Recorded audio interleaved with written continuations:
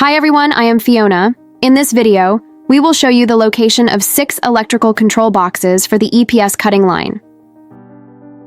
We have made adjustments to the positions of the 4 electric control boxes to improve operational efficiency and visibility. The first electric control box is now placed on the right side of the EPS cutting line. Previously, the position of the electric control box affected the line of sight for the vertical loading working station and first phase cutting working station. It has now been moved to the opposite side of second electric control box, effectively avoiding any visibility obstruction. The second electric control box is primarily used to install the main touchscreen and is placed on the left side of the cutting line.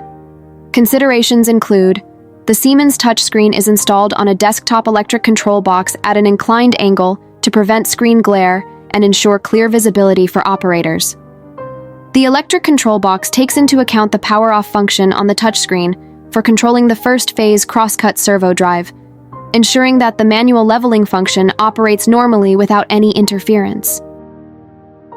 These adjustments aim to improve user experience and ensure the smooth operation of the EPS cutting line.